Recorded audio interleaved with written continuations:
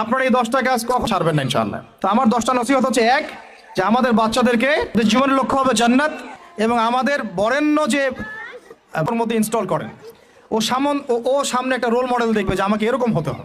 Future হয়তো দুনিয়াতে কিছু দিতে পারে, কিন্তু পরকালে আল্লাহ পাকের আযাব গজব থেকে বাঁচার কোনো অপশন নাই। 2 নাম্বার, সন্তানকে নিজের মনে করবেন না। সন্তানকে মনে করবেন এটা আল্লাহর আমানত আপনার কাছে। এই আমার ছেলে, এটা আমার ছেলে না, এই ছেলেটা আল্লাহ পাক আমাকে দিয়েছেন, তাও করি নাই। এমন হয়নি আপনাদের সময়? সন্তান না চেষ্টা করতো সন্তান আসে নাই? কোনো কোনো ক্ষেত্রে আমার কাছে আমানত, একে যদি আমি সুসন্তান রূপে মানুষ না করি, আগামী দিনে ওমর না বানাই, তাহলে আল্লাহ আমাকে ধরবেন। That's all.